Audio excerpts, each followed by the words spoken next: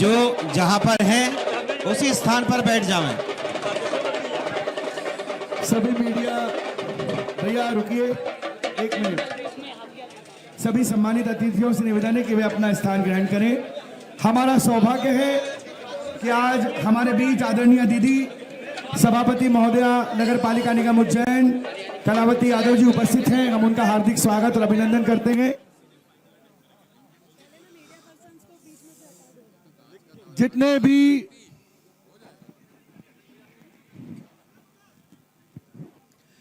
भी हमारे सम्मानित मीडिया साथी हैं वे मंच खाली कर दें और दूसरा वाला जो मंच उनके लिए बनाया गया है वहां पर से वो लोग कैप्चरिंग कर सकते हैं।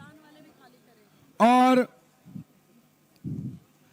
हमारे बीच नगर के प्रथम नागरिक ऊर्जावान महापौर आदरणीय मुकेश टटवाल जी उपस्थित हैं। हम उनका हार्दिक स्वागत करते हैं। सम्मानित उज्जैन उत्तर के विधायक परम आदरणीय श्री अनिल जैन जी कालूहेड़ा साहब उपस्थित हैं। नगर भाजपा के ऊर्जावान अध्यक्ष आदरणीय विवेक जोशी जी हमारे बीच उपस्थित हैं।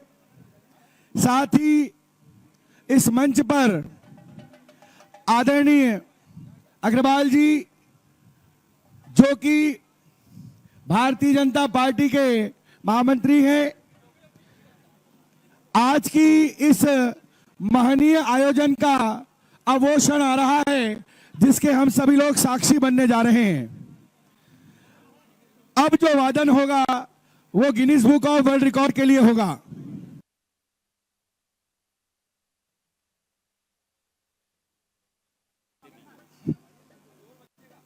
तस्वीरें देख रहे हैं जहां पर 1500 डमरू वादक भस्म आरती की धुन पर प्रस्तुति देंगे। तैयारियां पूरी हो चुकी है और इसके बाद वर्ल्ड रिकॉर्ड बढ़ने के बाद करीब 4 बजे जो आवाज आ रही है, हाथ ऊपर कीजिए अगर आवाज आ रही है तो। आपने बहुत बढ़िया किया है। तो अब हम तैयार हैं, फाइनल अटेम्प्ट के लिए तैयार हैं। मुझे लगता है कुछ लोग थक गए हैं, पानी पी रहे हैं। चलिए पानी पी के अपनी अपनी जगह पे आ जाइए।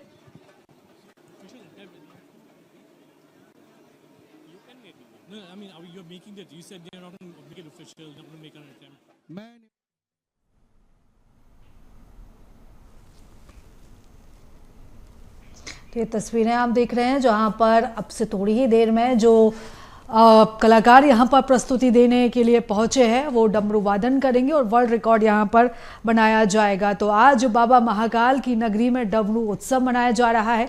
सावन सोमवार का आज तीसरा दिन है, तीसरा सावन सोमवार है और ऐसे में उज्जैन आज एक वर्ल्ड रिकॉर्ड बनाने की दिशा में आगे बढ़ रहा है। तो 1500 डमरू वादक भस्म आरती की धुन पर प्रस्तुति देंगे। तो टीम पूरी यहाँ पर पहुँच चुकी है और तैयारियां भी यहाँ पर पूरी हो चुकी हैं और अब से कुछ मिनटों में जो वर्ल्ड रिकॉर्ड है वो मनाया जाएगा। तो 1500 डमरू वादक आदरणीय डॉक्टर अर्चना परमार धीरेन्द्र, मैं चाहूंगा एक बार उनका स्वागत हम जोरदार तालियों से करें, डमरू के नाद के साथ करें, अभिनंदन करें।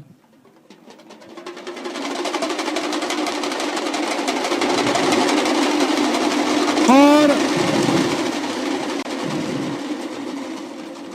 Guinness book of world record से पधारे हुए हमारे सम्मानित अधिकारियों का जिला प्रशासन, मध्य प्रदेश शासन और मंदिर प्रबंध समिति संस्कृति विभाग की ओर से बहुत बहुत स्वागत और अभिनंदन।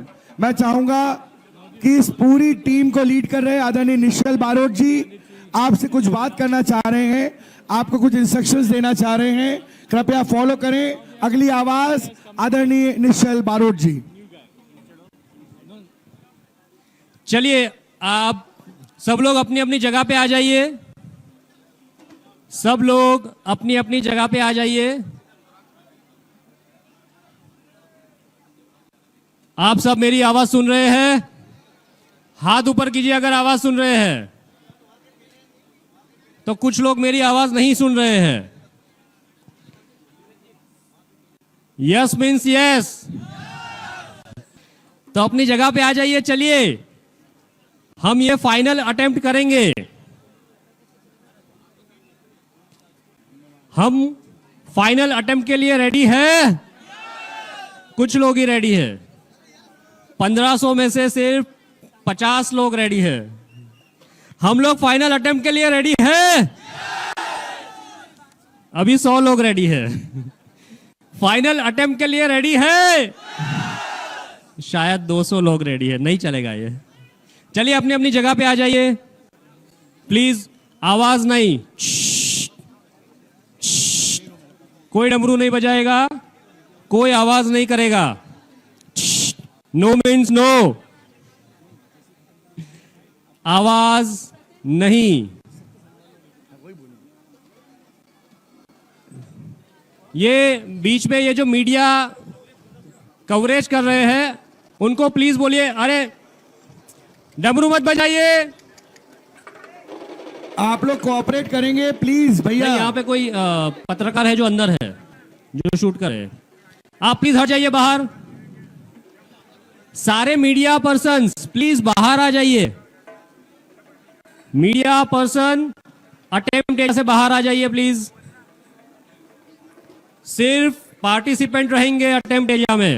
मीडिया पर्सन प्लीज बाहर आ जाइए और अपनी अपनी जगह पे खड़े रह जाइए सब पार्टिसिपेंट। आप पीछे खड़े रहिए, आगे खड़े रहिए, लेकिन बीच में मत खड़े रहिए। मीडिया पर्सन आप ग्रुप के बीच में नहीं खड़े रहेंगे, आगे पीछे खड़े रह सकते हैं। चलिए तो आखिरी बार मेरी आवाज आ रही है।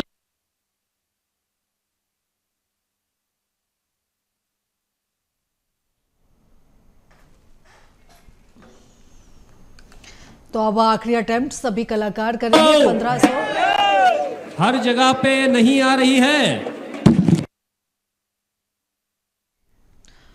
तो आज डमरू के नाद से पूरी महाकाल की नगरी गूंजेगी। आज सावन का तीसरा सोमवार है और सावन के सोमवार का विशेष महत्व होता है। शिव की आराधना का आज दिन है। बाबा महाकाल की नगरी में आज वर्ल्ड रिकॉर्ड बनने वाला है। तो 1500 कलाकार जिनकी सीधी और लाइव तस्वीरें आप इस समय BSTV पर देख रहे हैं, और ये जो डमरू का नाद है, ये तो डमरू का जो नाद है वो भी अब शुरू हो चुका है। तो वर्ल्ड रिकॉर्ड आज उज्जैन मनाने वाला है। महाकाल की सवारी में डमरू वादन का आज गिनीज वर्ल्ड रिकॉर्ड की टीम से एजुडिकेटर आए हैं ऋषि नाथ। वो कुछ अनाउंसमेंट करेंगे और मैं आपको उसका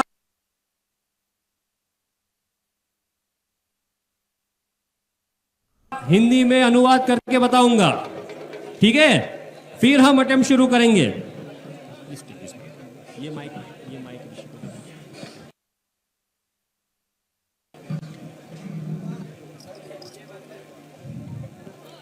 Good afternoon, ladies and gentlemen. My name is Rishi Nath. I'm the official adjudicator for Guinness World Records, headquartered in London. I'll give you a brief background of the record that has being attempted here today. It is the largest.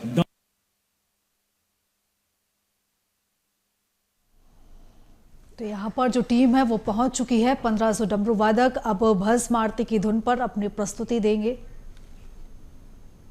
And was achieved by the Federation of Indian Associations, New York, on 21st of August 2022. तो मेरे साथ जो एजुडिकेटर है ऋषि नाथ, उन्होंने ये कहा कि हम यहाँ पे जो अटेम्प्ट करने जा रहे हैं वो अटेम्प्ट है लार्जेस्ट डमरू एंसेम्बल, और इसको 488 लोगों ने federation of Indian association New York ने 21 अगस्त 2022 में किया हुआ है। और इस रिकॉर्ड को तोड़ने की हम कोशिश आज कुछ 1500 डमरू वादकों से कर रहे हैं। तो आप लोग रेडी हो? ठीक है, तो हम काउंटडाउन शुरू करेंगे और फिर हमारा 10 मिनट का ऑर्केस्ट्रा एंसेम्बल शुरू होगा। आवाज नहीं, अंदर अंदर बातें नहीं, अपनी अपनी जगह पे आ जाइए। यहां पे कुछ हो रहा है क्या? प्लीज आवाज नहीं। ये आखिरी बार होगा। हम ये जो करेंगे अटेम्प्ट वही फाइनल गिना जाएगा। यहां पे कुछ गड़बड़ हुई तो वो न्यूयॉर्क वालों का अटेम्प्ट हम नहीं तोड़ पाएंगे। आप समझ रहे हैं? तो सीरियस हो जाइए। हमें हमारा विश्व रिकॉर्ड बनाना है, हमारे नाम से आना चाहिए। तो प्लीज बीच में बातें मत कीजिए। यहां पे क्यों ऐसी बातें हो रही है? ये बिल्कुल स्टेज के सामने जो है दूसरा वाला स्टेज वहां पे। प्लीज रेडी हो आप लोग?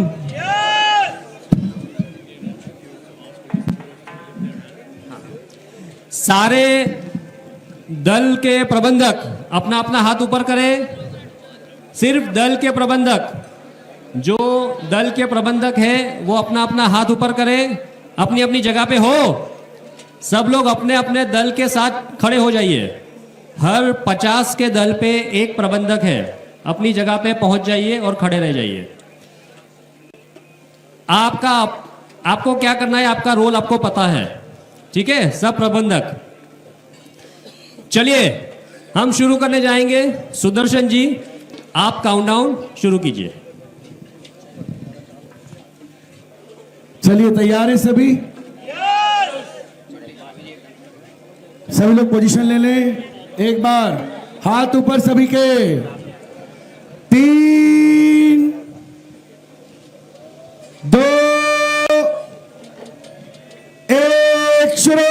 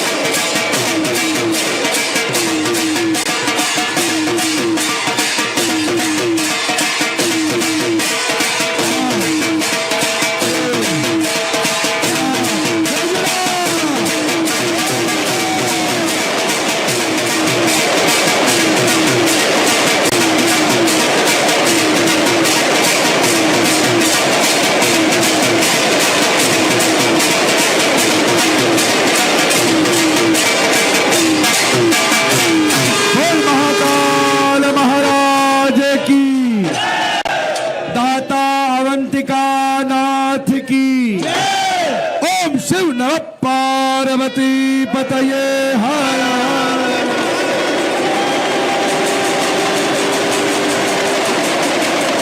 तो वहीं सीधे रुक कर लेते बालाघाट का, जहां पर मुख्यमंत्री डॉक्टर मोहन यादव लाइव है। तो मुख्यमंत्री डॉक्टर मोहन यादव रक्षाबंधन और श्रावण उत्सव कार्यक्रम में शामिल होने के लिए बालाघाट पहुंचे हैं, जहां पर मुख्यमंत्री डॉक्टर मोहन यादव कार्यक्रम में शामिल हुए और लाडली बहनों को सीएम रक्षाबंधन का तोहफा भी देंगे। तो आप तस्वीरों में देख सकते हैं मुख्यमंत्री का स्वागत करते हुए लोग नजर आ रहे हैं। लगातार पुष्पगुच्छ देकर उनका स्वागत किया जा रहा है। बता दें कि लाडली बहना को मुख्यमंत्री कुछ ही देर में तोहफा भी देंगे। बालाघाट में ये रक्षाबंधन और श्रावण उत्सव कार्यक्रम का विशेष आयोजन किया गया है, जिसमें मुख्यमंत्री डॉक्टर मोहन यादव शामिल हुए हैं। रक्षाबंधन और श्रावण उत्सव का ये विशेष कार्यक्रम, जिसमें मुख्यमंत्री बालाघाट पहुंचे और कार्यक्रम में शामिल हुए हैं। आप तस्वीरें सीधे देख सकते हैं स्क्रीन पर। पुष्पगुच्छ देकर लगातार जो है मुख्यमंत्री का स्वागत और अभिनंदन करते हुए यहाँ लोग नजर आ रहे हैं। तमाम कार्यकर्ता बीजेपी के और तमाम नेतागण भी इस दौरान यहाँ शामिल हुए हैं। मुख्यमंत्री का अभिवादन करते हुए यहाँ कुछ लोग नजर आ रहे हैं। आज बहनों को मुख्यमंत्री डॉक्टर मोहन यादव रक्षाबंधन का तोहफा देंगे। रक्षाबंधन और श्रावण उत्सव ये कार्यक्रम का विशेष आयोजन बालाघाट में हो रहा है। अपने भैया को दीदार करने के लिए आई हैं। इससे बड़ा क्षण क्या हो सकता है। जोरदार तालियां बजाएं अपने लाडले मुख्यमंत्री जी के लिए। मध्य प्रदेश समृद्ध हो, गौरवशाली हो, नारी सशक्तिकरण का ध्येय, एक एक बहनों के जीवन में खुशियां आए, समृद्धि आए। हमारी लाडली बहनें 51 फीट ऊंची इस स्नेह की राखी माननीय मुख्यमंत्री जी को भेंट कर रही है। ये राखी नहीं, बहनों का, करोड़ों बहनों का स्नेह है माननीय मुख्यमंत्री जी के लिए। जल्द से जल्द मैं आग्रह करूंगा हमारी बहनों से, राखी का ये सूत्र लाडले अपने भैया के लिए, ये बड़ा पल है मध्य प्रदेश के ऐसे जननायक के लिए। मध्य प्रदेश में इन्वेस्टमेंट सबमिट से लेकर के रोजगार सृजन, नारी सशक्तिकरण, हर योजनाओं में मध्य प्रदेश को मूर्त रूप देकर विकसित, समृद्ध और गौरवशाली। जोरदार तालियां बजाएं डॉक्टर मोहन यादव जी के लिए। हमारे जननायक का आगमन हुआ है। इस मध्य प्रदेश के आखिरी छोर पे यह इरादा है अपने मोहन भैया का, आपके अपने लाडले भैया का, जो एक एक बहने के जीवन में खुशियां लाने की संकल्प के साथ आए हैं। देखिए कितने खुशी के क्षण हैं। एक एक बहने स्नेह का सूत्र अपने डॉक्टर मोहन यादव जी, प्रदेश के यशस्वी जननायक को भेंट कर रही हैं। और बिना किसी देरी के अब सीधे डॉक्टर मोहन यादव जी से मैं आग्रह करूंगा, माननीय मुख्यमंत्री जी जिन्होंने मध्य प्रदेश को विकसित, समृद्ध, गौरवशाली मध्य प्रदेश बनाने के लिए संकल्पबद्ध, आपके अपने लाडले जननेता का स्वागत कीजिए। मैं आग्रह करूंगा उद्बोधन के लिए हम सबके लाडले माननीय डॉक्टर मोहन यादव जी। जोरदार तालियां बजाएं मध्य प्रदेश की एक एक लाडली बहनें।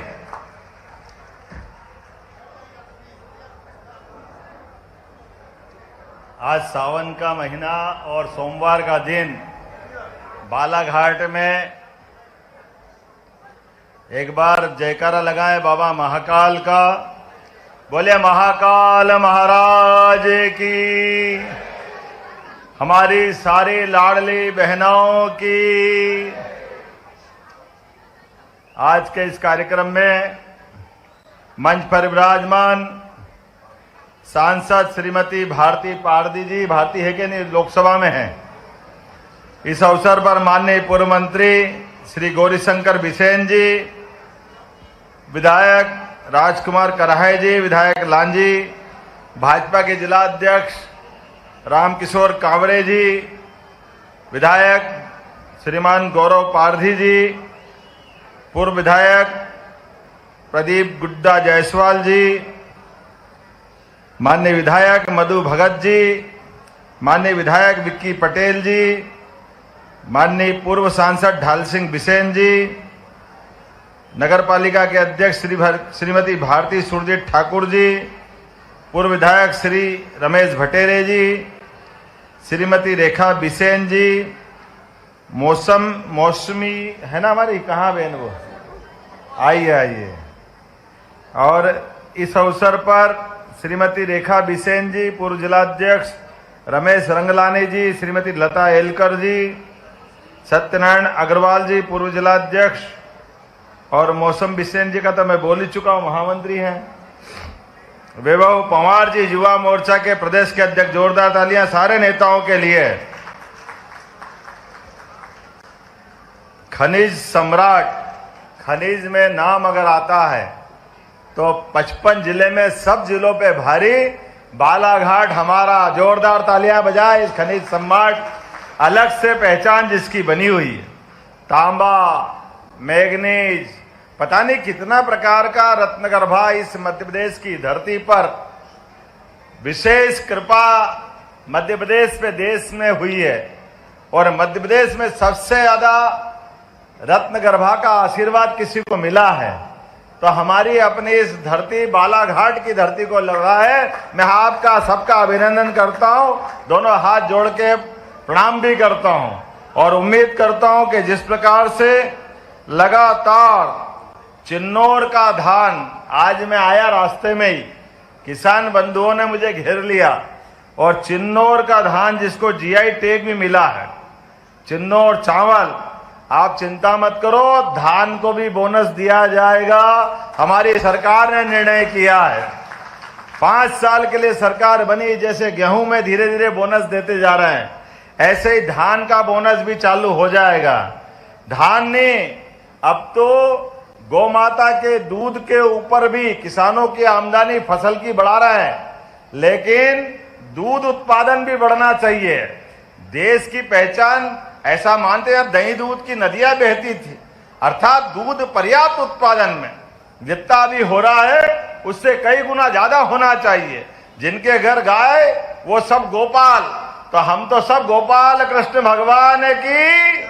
तो आने वाले समय में सभी किसान भाई बहनों के परिवार में जिस प्रकार से बदलते दौर में उनकी आमदनी बढ़ना चाहिए, और उनकी आमदनी बढ़ने के लिए जैसे यशस्वी प्रधानमंत्री श्रीमान नरेंद्र मोदी ने बहनों के लिए जोरदार अभिनंदन करो नरेंद्र मोदी जी का, एक बार जोरदार तालियां बजा करके, जिनके कारण से आने वाले समय में लोकसभा, विधानसभा और हमारी सरकार और हमारे पूर्व मुख्यमंत्री शिवराज सिंह चौहान के लिए ताली बजाइए जोरदार तरीके से, जिनके कारण से हमारे अपने प्रदेश में बहनों को 50% का आरक्षण मिला है। और 50% आरक्षण के अलावा अब यशस्वी प्रधानमंत्री के नेतृत्व में आने वाले 2029 के चुनाव में लोकसभा, विधानसभा, आज तक आजादी के बाद इतना आरक्षण का लाभ नहीं मिला था। लेकिन मुझे इस बात की प्रसन्नता है, आज मैं दूसरे भाषण करने लग गया। आया तो रक्षाबंधन का उत्सव मनाने के था, आपको सबको सावन का महीना लग जाए। 1 साल के 12 महीने हैं, लेकिन 12 महीने में से 11 पता ही नहीं चलते हैं, और सावन का हमारी आधी आबादी को इंतजार रहता है। जैसे ही सावन के घुमड़ते घुमड़ते बादलों ने अपने कदम बढ़ाए, पेड़ों पे झूलों की बहार आएगी, बहनों की आंखों से चमक आ जाएगी।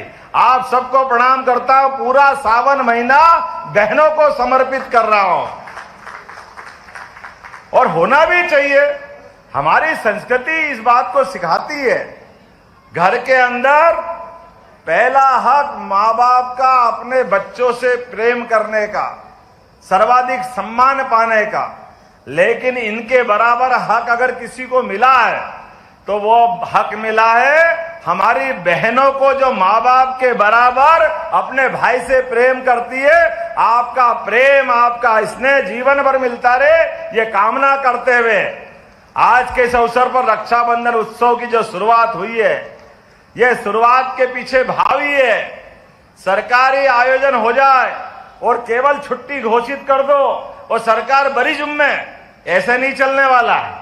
अरे हर उत्सव त्योहार आनंद से मनना चाहिए, सरकार भी भागीदारी रहे, और इन त्योहारों के पीछे छिपी हुई मूल भावना कोई भी त्योहार हमारे यहाँ ऐसे ही नहीं बनाया गया है। ऐसे तो कहा गया है हिंदुस्तान में 12 महीने और 13 त्योहार। हमारे यहाँ त्योहार की संस्कृति है और त्योहार की संस्कृति से संस्कार जोड़े गए। हर एक त्योहार के पीछे प्रकृति के साथ, ईश्वर के आशीर्वाद के साथ, परस्पर भाईचारा बढ़ाने के लिए, एक दूसरे का साथ देने के लिए, एक दूसरे के रिश्ते निभाने के संस्कार छिपे हुए। हमारे लिए कहने वाले कहेंगे कि भाई ये त्योहार हम तो जानते हैं कि हाँ हमारे संघ के भी 6 उत्सव हैं, तो 6 उत्सव संस्कार देते हैं और वो केवल हमारे संघ के लिए मनाए ऐसा नहीं है, समाज भी मनाता है। मकर संक्रांति का उत्सव तिल तिल करके दिन बड़ा होता है और सूर्य देवता अपने पंख खोलते जाते हैं और दिन का उजाला बढ़ता है, रात का अंधेरा छटता है और अंधेरा छटता है अर्थात दुख कम होता है और सुख का सूरज निकलता है। इसमें मकर संक्रांति का पर्व भाई गिल्ली डंडे खेलेंगे, पतंग उड़ाएंगे, लेकिन जो जानते हैं कि माताएं बहनें अपनी बहन बेटियों के साथ अपने सुहाग की रक्षा के लिए अलग अलग प्रकार से संक्रांति का पर्व मनाती है। हमारी सरकार ने बनने के तुरंत बाद 7 दिन का नारी सशक्तिकरण अभियान मकर संक्रांति के जुम्मे किया था। दूसरा पर्व गुड़ी पड़वा का, गुड़ी पड़वा के पावन पर्व पे नया साल प्रारंभ होता है। यह अंग्रेजी साल 1 जनवरी से भले ही हो जाए, लेकिन सच्चे अर्थ में तो हमारा नया साल गुड़ी पड़वा से चालू होता है, जब ऋतुएं बदलती है और बदलती ऋतुएं एहसास कराती है हमारी प्रकृति से जुड़ने के लिए। 2 फसलों से मोटे तौर पर पूरा वर्ष हमारा मनता है, रबी की फसल के बाद खरीफ की फसल, और इन फसलों के चक्र में एक तरफ दिवाली और एक तरफ होली के बाद नया साल का जो आनंद आता है वो विक्रम संवत की शुरुआत भी होती है और हमारे पुरुषार्थ, प्रारब्ध और गौरवशाली इतिहास की तरफ भी बढ़ाती है। तीसरा हमारा गुरु पूर्णिमा। हमारे अपने पाठ्यक्रम में अभी कुछ समय पहले तक हमने अपने विश्वविद्यालय के कुलपतियों का नाम बदल करके उसको भी कुलगुरु की संज्ञा दी। इसलिए गुरु हमारी परंपरा में अंधेरे से प्रकाश की ले जाने वाले शख्स का नाम हम गुरु के नाते से लेते हैं। और हम सब जानते हैं कि हमारी इस परंपरा में गुरु पूर्णिमा का क्या महत्व है। अपने बीच स्कूल और कॉलेज दोनों मंत्रालय के द्वारा उच्च शिक्षा और स्कूल शिक्षा के माध्यम से पूरे प्रदेश में हमने गुरु पूर्णिमा मनाई। और रक्षाबंधन का तो कहना ही क्या है, सारे त्योहारों में कोई त्योहारों का राजा है तो ये रक्षाबंधन है। एक बार फिर आपको बधाई देता हूं, आपको प्रणाम करता हूं। 1 अगस्त से सावन के महीने में पूरे प्रदेश में जहां जा रहा हूं, बहनें इस हाथ में कम पड़ जाए तो इस हाथ में भी राखी बांधती, और बांधना भी चाहिए। जब 1,39,00,000 बहनें अगर लाडली बहना है तो उनका प्रेम आना चाहिए कि नहीं आना चाहिए। उनका प्रेम तो ऐसे ही आता है, कोई यहाँ बिठाता, कोई वहां बिठाता। आज मैं लगातार 4 घंटे से जबलपुर के बाद निकला हूं, लेकिन रास्ते भर हर पंचायत जगह जगह बहनों के राखी के उस त्योहार का आनंद महसूस करते हुए आ रहा हूं। और ये आनंद एक दिन नहीं चलेगा, ये लगातार चल रहा 10 तारीख तक। तो 10 तारीख तक हमने तय किया हर विधायक, सांसद, मंत्री, पंच, सरपंच, पार्षद सब मिलके इस उत्सव का भाग बनेंगे। और 10 तारीख के दिन एक साथ 25,000 स्थान पर एक साथ ये आयोजन का हिस्सा बनाया जाएगा। और इसके माध्यम से लगभग 25,000 जगह सिंगल क्लिक के माध्यम से अभी तक लाडली बहनाओं को हम 11,000 रुपए से 11,000 करोड़ से ज्यादा की राशि दे चुके हैं। और अब की बार ये 1250 तो वो मिलेंगे ही मिलेंगे, लेकिन 10 तारीख को 250 रुपए और जुड़ेंगे। 250 अलग, 1250 अलग। ये 250 रुपये 10 तारीख को देने के पीछे भाव ये है कि बहन इस बार का रक्षाबंधन और धूमधाम से मनाए। मोदी जी की सरकार तीसरी बार बनवाई है, ये आनंद हमको है। हमारी सरकार भी बनी है, लेकिन सरकार के साथ त्योहार साथ मनाने की जो परंपरा चालू करी है, उस परंपरा को निभाने के लिए 250 रुपए से आप अपने कुछ मिठाई खरीदोगे, कुछ रक्षाबंधन की राखी खरीदना, बच्चों के कुछ कपड़े ले सकते हो। लेकिन ये सारा आनंद जब 19 तारीख के दिन अपनी भाई को जब आप राखी बांधोगे और माथे पे तिलक लगाओगे तो समझ लो मेरे माथे पे तिलक लग गया, ये आशीर्वाद मुझे अपने आप मिल जाएगा। यह हमारी संस्कृति है, एक साथ सबके बीच आनंद मनाने की। एक दिन राखी क्यों बनाए, पूरा सावन का आनंद लेना चाहिए। और सावन के दिन नहीं, पूरे वर्ष नारी सशक्तिकरण की दिशा में हमारी सरकार ने तो लगातार अकेले इसी महीने जब अपन राशि की बात करते हैं तो बालाघाट की बहनों के खाते में 8 करोड़ 92 लाख की राशि केवल बालाघाट के अंदर डाली जाएगी। ये छोटी मोटी राशि नहीं होती। और जून 2023 से अगस्त 2024 तक 3,56,000 बहनों के खाते में 583 करोड़ रुपए की राशि आपके खाते में डल चुकी है। मुझे मालूम है कई सारे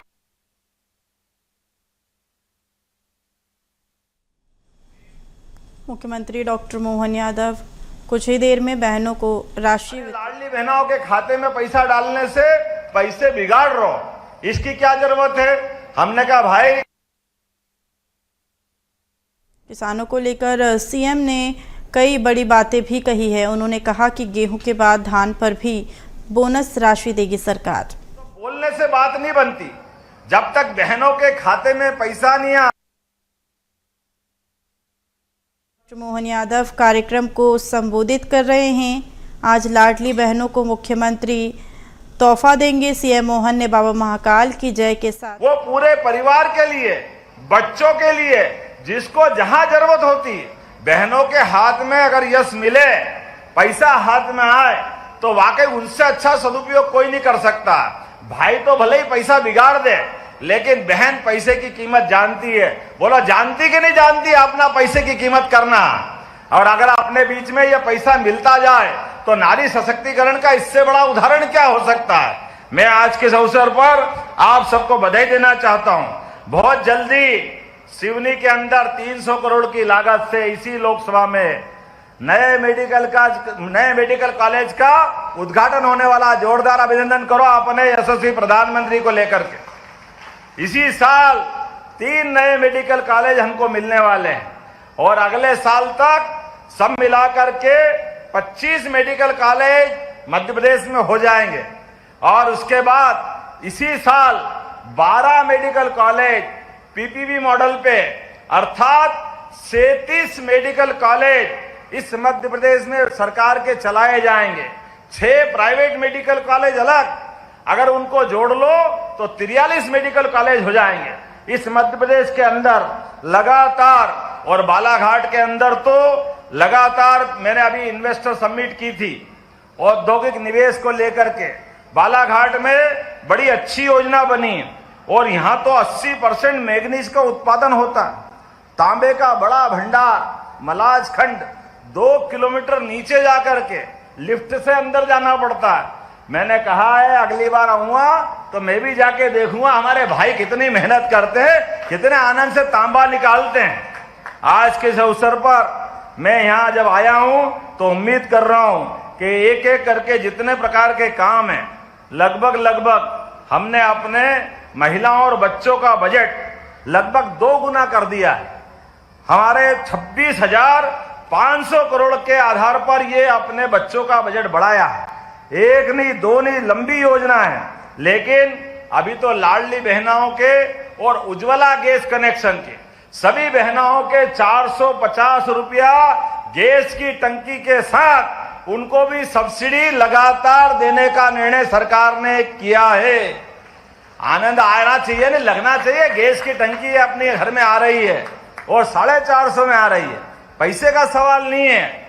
अपने बीच यशस्वी प्रधानमंत्री ने बहनों की आंखों में जो असर आता था चूल्हे जलाने के लिए, और ऐसे कठिनाई के दौर में 450 रुपये टंकी का अगर मिल रहा है तो ये लाभ भी हमको जरूर उठाना चाहिए। मुझे इस बात की प्रसन्नता है कि धीरे धीरे करके आज अपने अकेले इस बालाघाट के अंदर कई सारे काम करने की गुंजाइश है, लेकिन आज घड़ी अब मुझे अनुमति नहीं दे रही। मुझे किसी हालत में 5:30 बजे तक उड़ना है। अगर 5:30 बजे नहीं उड़ा तो मुझे कठिनाई हो जाएगी। ऐसे में हमने सबने तय किया है कि केवल अपने ऊपर और मंजिल पे बहनों से राखी बंधवाने जाना है और उसके बाद तुरंत निकलूंगा। वैसे कहने के लिए तो तेंदुपत्ता का भी हमने 1000 रुपया प्रति बोरे की राशि बढ़ाई है, 4000 रुपया बोरा किया है। आने वाले समय में इसको और बढ़ाने वाले हैं। जनजाति वर्ग की समग्र विकास के लिए 40,808 करोड़ रुपए का हमने बजट में प्रावधान किया है। ये पिछली बार के बजट से 25% ज्यादा है। जोरदार ताली बजाओ आदिवासी भाई बहनों के लिए। ये जो हम प्रयास कर रहे हैं, आहार अनुदान में 450 करोड़ का इंतजाम किया है। पीएम जनमन में जरा मधु भाई आप सब मिलना, हमारे आदिवासी भाई बहन के लिए लगभग हमने पिछड़ी जाति के विशेष अभियान में 7,300 करोड़ के अलग से उनके मकान बनाने के और निर्माण के काम लिए हैं। मुझे मालूम यहाँ कुछ कठिनाइयां भी है, मैं अलग से बैठा हूँ। वो वन विभाग के माध्यम से कई सड़कों पे बंधन लग रहा है, कई परेशानियां हैं, लेकिन ये सारी परेशानियां दूर करेंगे। एक एक करके विकास के मामले में कोई कोर कसर नहीं बाकी रहेगी। हमारी बेगा बसाहट में 19 सड़कों का निर्माण कार्य भी प्रारंभ किया जाएगा, ताकि बेगा बसाहट के अंदर सड़कों का क्रम जारी रहना चाहिए। बेगा बसाहट में 4,500 से ज्यादा घरों में नल से जल का अभियान चालू कर रहे हैं। अभी बहुत सारी बात कहने के लिए है, लेकिन चूंकि समय की कमी है, मेरी अपनी ओर से आज तो इतना ही कहने जा रहा हूं कि आने वाले समय में बहुत जल्दी वापस आने वाला हूं। जब मेडिकल कॉलेज का लोकार्पण होगा तो केवल मेडिकल कॉलेज का लोकार्पण नहीं होगा, हमारे जिले के अंदर अलग से उद्योग धंधों के लिए और खासकर बहनों को लेकर होने वाले उद्योग धंधे, जिनमें अलग से बहनों को भी रोजगार मिले, उनकी भी आय का साधन बढ़े। हमने तय किया है कि सेल्फ हेल्प ग्रुप के माध्यम से कुटीर उद्योग, लघु उद्योग, एमएसएमई, इन सबको मिला करके और हार्टिकल्चर की भी बहनों ने बहुत अच्छा प्रयोग किया है। ये रोजगार बढ़ाने वाले सारे संसाधनों के लिए। और मधु भैया, हम सब मिल करके विकास के मामले में, अब चुनाव हो गए, सारे विधायक, सारे सांसद, सारे दल मिल करके केवल एक ही एंगल पे चलेंगे, विकास विकास विकास। विकास के अलावा कोई बात नहीं होगी। मेरी अपनी ओर से पुनः रक्षाबंधन के पावन पर्व पे आप सबको बधाई, बहुत बहुत धन्यवाद। भारत माता की।